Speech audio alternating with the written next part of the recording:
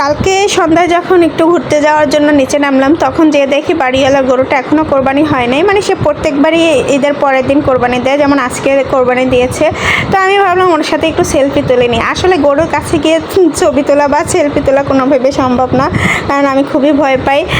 আর যাই হোক, একটা সময় আমার কাছে না ঘুরতে যাওয়াটা স্বপ্নের মতো ছিল। সবসময় তো ওর বাবা আমাকে নিয়ে ঘুরতে যেতে মানে অত যেতই না, সোজা কথা। এখন ছেলেদের যন্ত্রণা না যেয়ে পারে না। এই যে দেখুন আমার বাচ্চারা যে কী পরিমাণ চঞ্চল, কী পরিমাণ দুষ্ট, ওদের নিয়ে তো সে একা ঘুরতে যাওয়ার কথা চিন্তাই করতে পারে না। এই যে তাকে রাস্তায় ছেড়ে দিয়েছি একটু হাঁটার জন্য, সে এমন দৌড় দিয়েছে, তার সাথে তার বাবাও দিল দৌড়, তার ভাইও দিল দৌড়, অবশেষে পড়েই গেল এবং পায়েও ব্যথা পেয়েছে অনেক। যাই হোক, আমার বাচ্চারা মানে আমার বাচ্চাদের জন্য আমার বর কোথাও ঘুরতে যাবে না, এটা হতেই পারে না। আর ঘুরতে গেলে আমাকে নেবে না, এটা তো হতেই পারে না।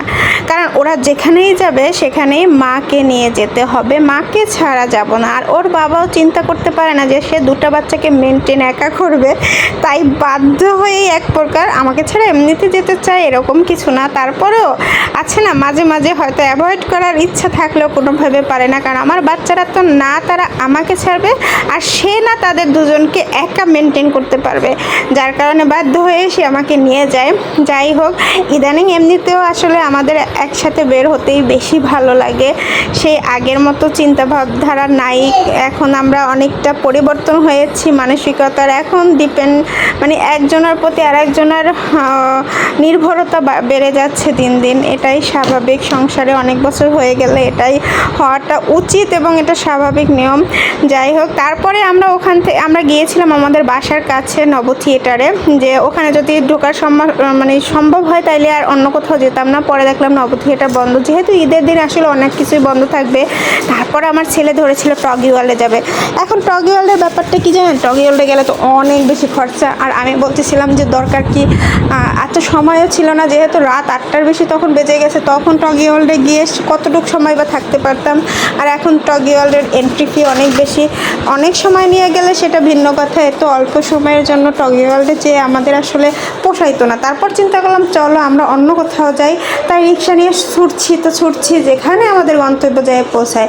এরপরে দেখলাম আমাদের যে সংসদ ভবনের সামনে, আমি এর আগে একটা ভিডিও করেছিলাম, আমি ঘোড়ার গাড়িতে উঠেছিলাম জীবনের প্রথম। তো এবার দেখলাম আমি যে ঘোড়ার গাড়িটি এত সুন্দর সাজানো ছিল যা আমার ক্যামেরায় বোঝাচ্ছিল না। আসলে অনেক সুন্দর ঘোড়ার গাড়িটা সাজানো ছিল। ঈদ উপলক্ষেই মনে হয় হবে, যেটা আমি একটু ক্যামেরা বন্দি করলাম। আর ওরা বলছিল ঘোড়ার গাড়ি তুলবো। আসলে একটা জায়গায় গেলে আর একটা জায়গার সময়টা আসলে ম্যানেজ করা যায় না। তাই বাবা বলে এখন না, পরে। তারপরে আমরা মানে আমার ছেলের একটা অনেক পছন্দের জায়গায় গিয়েছি। ওর তো মানে আমার বড় ছেলের ছোটোটা তো এখন পর্যন্ত অত বোঝে না, ও অনেকবার গিয়েছে, ঠিক আছে, মাত্র 3 বছর বয়স, এটা হয়তো মনেও থাকবে না কিছুদিন পরে। কিন্তু আমার বড়টা অনেকবার গিয়েছে এবং তার খুব পছন্দের জায়গা এটা হারফি। মানে ছোটোখাটো একটা রেস্টুরেন্টের মধ্যে, আবার বাচ্চাদের খেলার জন্য যথেষ্ট অল্প একটু স্পেস থাকে। আর বাচ্চাদের খেলার জন্য আসলে অনেক কিছু দরকার হয়, এটা ভুল কথা। তারা অল্পতেও অনেক সময় অনেক বেশি খুশি থাকে। আর সেইটা হলো এই জায়গায় খাওয়া দাওয়া পাশাপাশি চোখের সামনে বাচ্চারা থাকবে এবং ওরা খেলতে পারবে। এই জন্য এই জায়গাটা আমার খুবই ঘন ঘন যাওয়া হয়। আমার অনেক ভিডিওতেই দেখবেন আমি এই জায়গার ভিডিও করা আছে। আসলে ওরা যখন খেলে আনন্দ করে তখন ভিডিও করতে খুব ভালো লাগে। আর এইখানে যাওয়ার পরে দেখা যায় যে আমার বাচ্চারা চঞ্চল দুষ্ট, তো আমি ভাবি বা বলি সবসময়, কিন্তু বাচ্চারা যে আসলে কত রকমের চঞ্চল দুষ্ট বাচ্চা এখানে গেলে দেখা যায়। বা যে কোনো মানে বাবুদের কোনো ইয়াতে গেলেই দেখা যায় যে বাচ্চারা কত রকম দুষ্টুমি করতে পারে। এই যেমন এইখানে এই যে বাচ্চা মেয়ে দুইটা, ওরা খুব বাবুর সাথে মিশছে খুব ভালোভাবেই, কিন্তু যেমন আমার ছেলে তেমন তারা দুজন বারবার উপরে উঠে যাচ্ছিল। তারপরে এখানে সবাই বলছিল, মানে যারা দায়িত্বে আছে তারা বলছিল যে তোমরা উপরে উঠো না, নিচে বসে খেলো। যাই হোক, মানুষের আসলে দিন ঘুরতে সময় লাগে না। এখন আমি মানে প্রায় দিনে বাইরে যাই, ঘুরতে যাই, বাইরে খাই। এটা আমি গিয়েছিলাম কথা বলতে বলতে সেটাও বুঝতে পারতেছিলাম না। আসলে আমার একটা ফোন এসে গিয়েছিল। তারপরে আমরা খাবার অর্ডার করেছিলাম, খাবার চলে আসছে।